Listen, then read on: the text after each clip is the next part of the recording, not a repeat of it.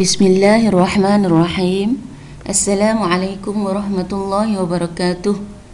Mari bersama-sama Ustazah kita belajar mata pelajaran pendidikan Islam tahun 4 bidang adab.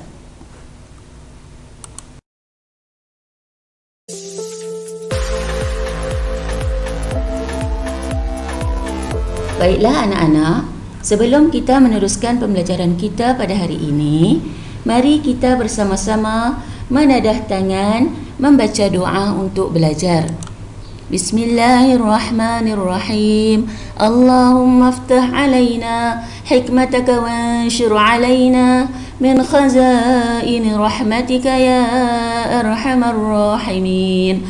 Rabbi shrah li sadri wa yassir li amri wahlul 'uqdatam min lisani yafqahu qawli. Amin.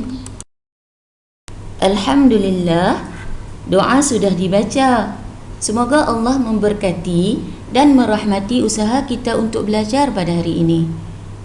Kita nak belajar apa ya anak-anak? Anak-anak tahu tak? Baiklah, kalau nak tahu, jom kita berpantun bersama-sama. Mari menyiram bunga kemboja agar subur harum sentiasa, sukan membentuk semangat wajah, sentiasa ceria sepanjang masa. Bunga mawar harum baunya, mari ditanam di tepi tangga.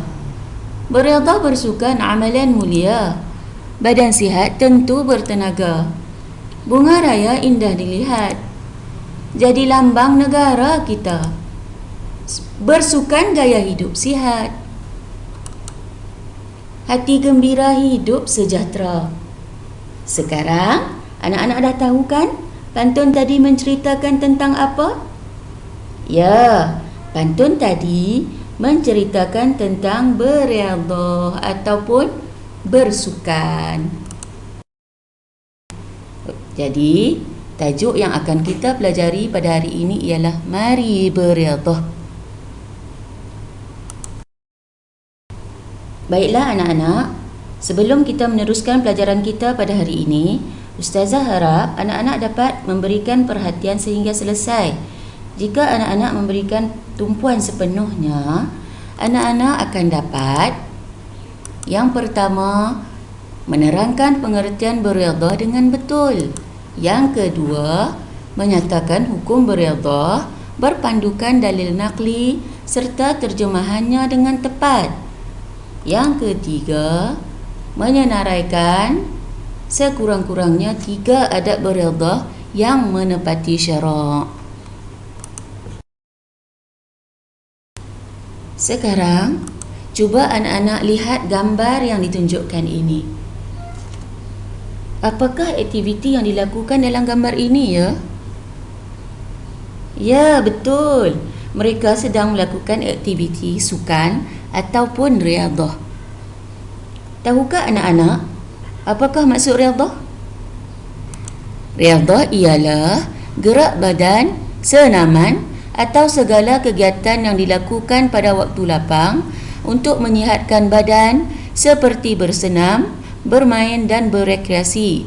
Riadah ialah gerak badan, senaman atau segala kegiatan yang dilakukan pada waktu lapang untuk menyihatkan badan seperti bersenam, bermain dan berekreasi.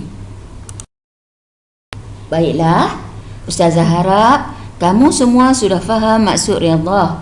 Sekarang, mari kita bersama-sama membaca dalil naqli daripada hadis Rasulullah sallallahu alaihi wasallam. An Abi Hurairah radhiyallahu anhu qala qala Rasulullah sallallahu alaihi wasallam al-mu'minul qawiyyu khairun wa ahabbu ila Allah minal mu'minid dha'if. Maksudnya, orang beriman yang kuat itu lebih disukai Allah daripada orang beriman yang lemah. Hadis riwayat Imam Muslim. Berdasarkan dalil naqli yang telah dibaca tadi, beredha hukumnya harus dan digalakkan. Beredha hukumnya harus dan digalakkan. Oleh yang demikian, untuk menjadi orang Islam yang kuat dan sihat, kita perlulah sentiasa beredha. Baiklah, sekarang cuba kamu fikirkan apakah yang perlu kamu lakukan sebelum beredha? Ya, sebelum beredha, kita hendaklah mengamalkan adab-adab beredha. Baiklah, sekarang siapa yang ingin memberikan pendapat tentang adab-adab beredha? Apa agaknya adab-adab beredha? Cuba kamu tulis. Baiklah, adab beredha yang pertama ialah berpakaian menutup aurat. Aurat lelaki daripada pusat hingga ke lutut dan aurat perempuan seluruh tubuh kecuali muka dan tapak tangan. Kamu lihat pakaian mereka. Baiklah, yang kedua, pilih kawasan yang sesuai dan selamat. Pilih kawasan yang sesuai dan selamat.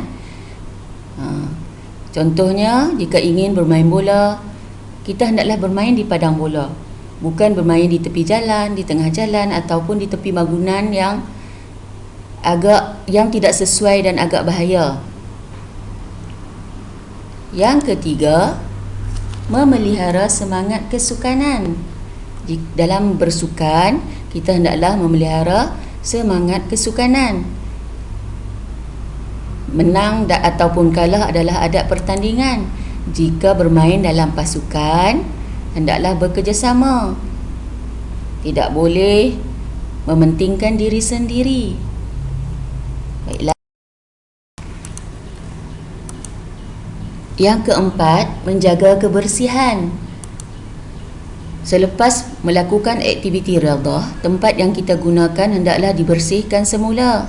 Sampah-sampah hendaklah dibuang ke dalam tong sampah, supaya apabila kita ingin melakukan aktiviti riyadhah pada waktu yang lain, tempat tersebut telah bersih dan selesa untuk digunakan. Yang kelima, sentiasa mengingati Allah.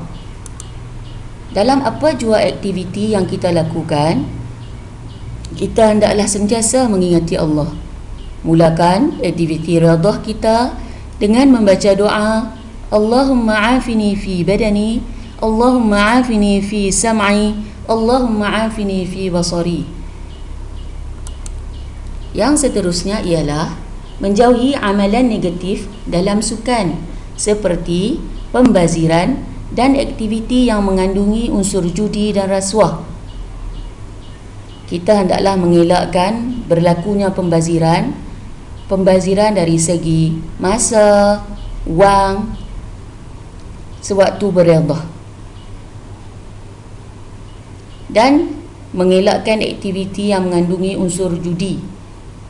Seperti contohnya apabila dua pasukan bertanding,